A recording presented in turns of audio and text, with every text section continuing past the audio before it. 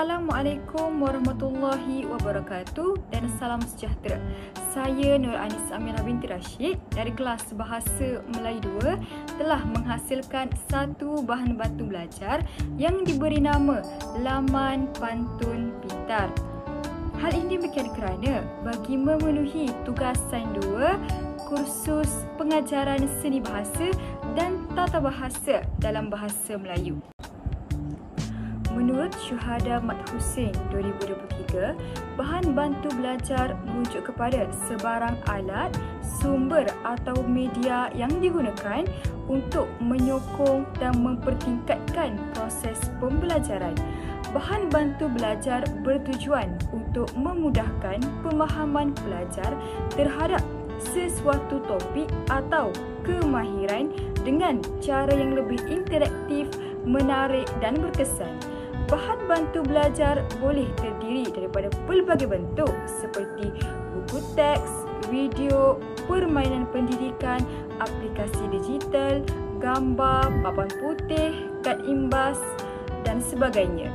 Jadi, bagi menghasilkan bahan bantu belajar ini, saya telah menggunakan beberapa bahan utama seperti kad bot berwarna hitam, selotip hitam, kertas kotak sarang telur, tali dan sebagainya.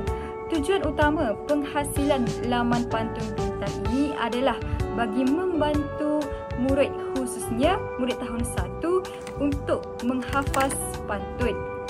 Berdasarkan DSKP tahun 1, standard kandungan yang telah saya pilih ialah 4.2, iaitu menghayati keindahan dan kesantunan bahasa dalam bahan sastera, yang mana standard pembelajarannya ialah 4.2.1, iaitu melafazkan pantun dengan intonasi yang betul dari aspek pantun 2 kerat dan pantun 4 kerat.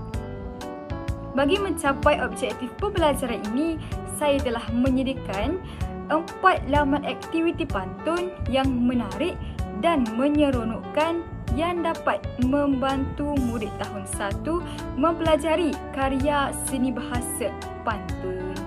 Seterusnya, jom kita belajar menghafaz pantun dengan menggunakan laman pantun pintar.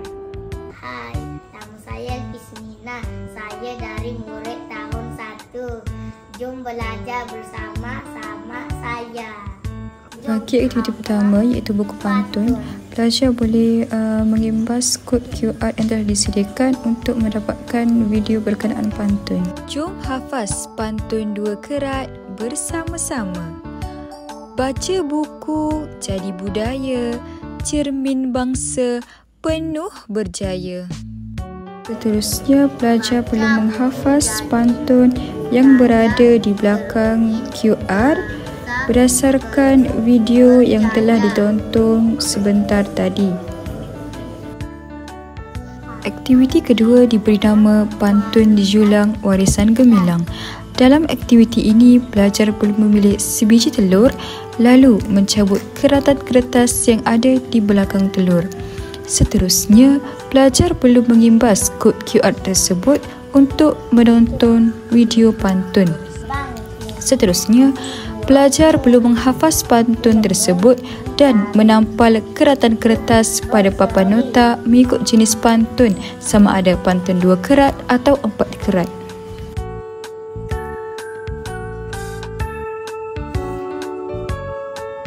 Aktiviti ketiga pula diberi nama Poket Pantun. Dalam aktiviti ini, pelajar perlu mengambil satu keratan kertas yang terdapat dalam poket Doraemon. Seterusnya, pelajar perlu mengimbas kod QR untuk menonton video sambil menghafaz bersama-sama.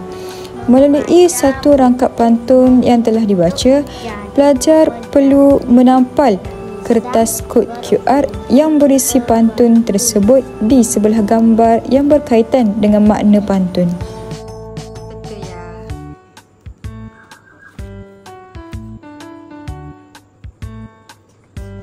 Jom baca pantun 4 kerat bersama-sama. Buah bidara, buah duku, bawa ke kota sebakul cuma. Ahmad gembira mendapat buku cerita dibaca bersama. Buah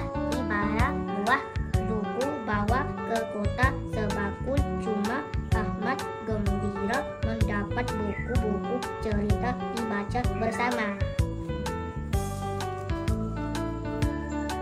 Aktiviti terakhir diberi nama Jom Asah Minda. Dalam aktiviti ini, pelajar perlu mengimbas kod QR untuk menonton video pantun yang telah disediakan. Pelajar juga perlu menjawab kuis secara dalam talian melalui aplikasi Quizizz. Guru boleh memantau, menyemak keputusan murid melalui data yang diperoleh daripada aplikasi Quizizz.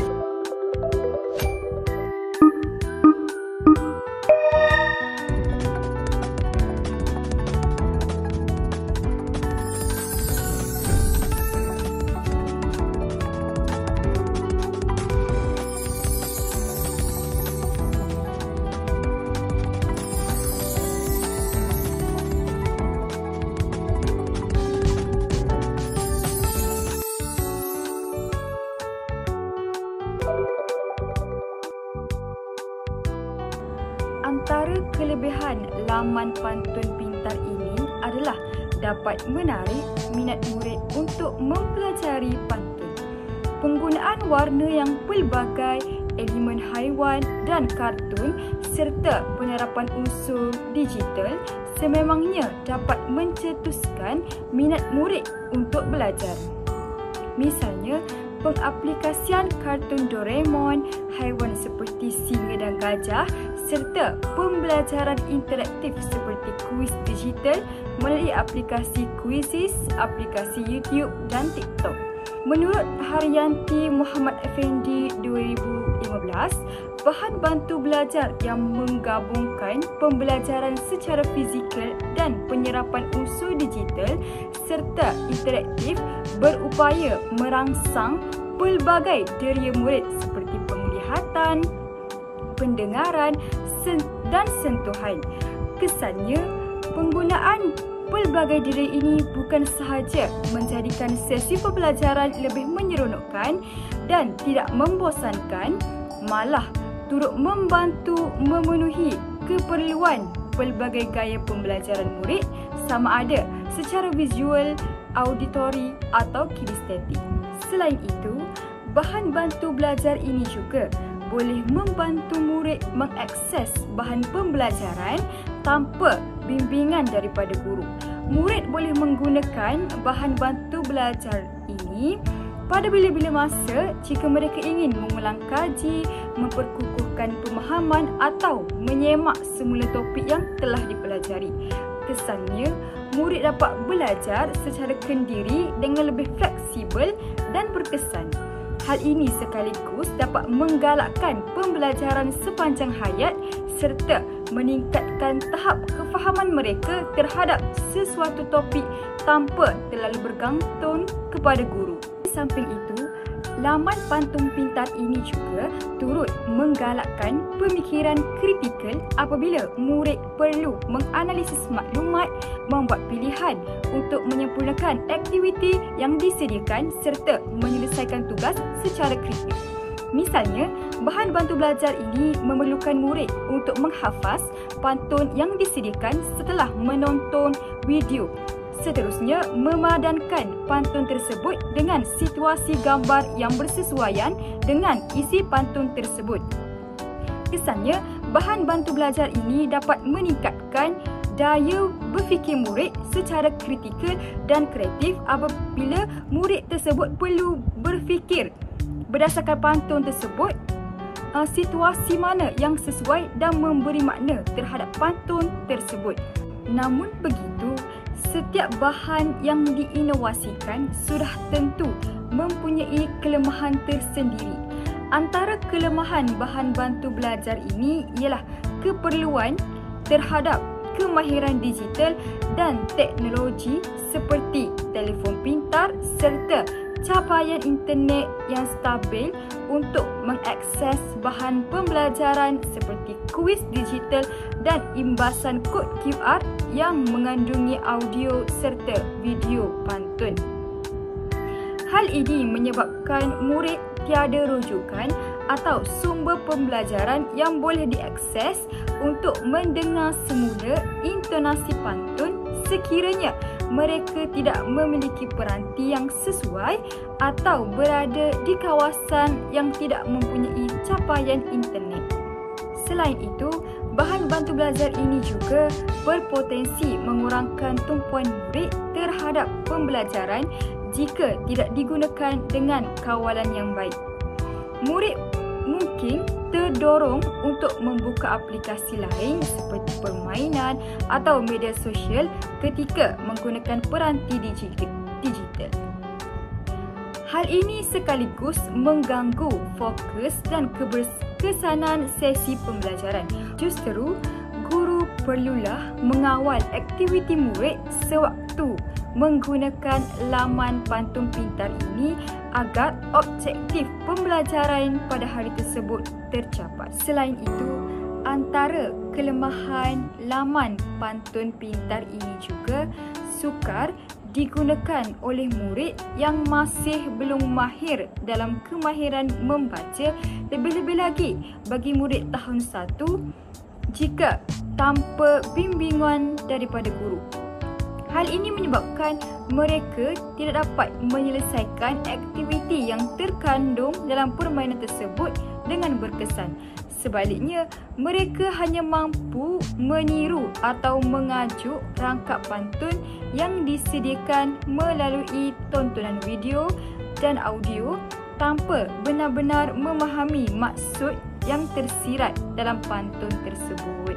Konklusinya, bahan bantu belajar merupakan satu komponen penting dalam proses pendidikan yang berfungsi untuk menyokong penyampaian isi pelajaran secara lebih berkesan. Ia membantu guru dalam merancang pengajaran yang lebih sistematik dan menarik serta memberi peluang kepada murid untuk lebih memahami dan menguasai sesuatu topik dengan lebih mudah.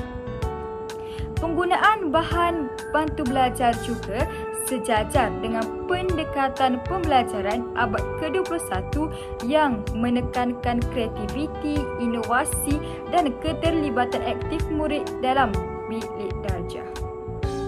Melalui penggunaan bahan bantu belajar laman pantun pintar ini, pembelajaran pantun dapat disampaikan dengan lebih menyeronokkan dan interaktif.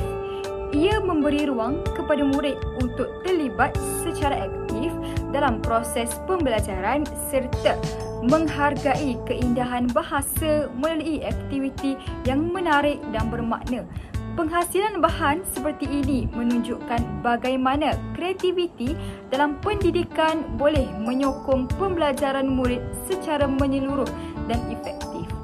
Jika digunakan dengan bijak, bahan bantu belajar ini sememangnya dapat memperkukuhkan pembelajaran kendiri dan membantu murid menghafaz pantun dengan intonasi yang betul. Jadi itu saja perbincangan saya pada kali ini. Diharapkan video ini dapat memenuhi tugasan 2 bagi kursus pengajaran seni bahasa dan tata bahasa dalam bahasa Melayu. Jadi saya akhiri video ini dengan serangkap pantun. Pasangan petani memetik lada lalu dibersih jari jemari. Saya di sini serba tiada. Terima kasih bantuan diberi. Itu sahaja daripada saya. Sekian, terima kasih.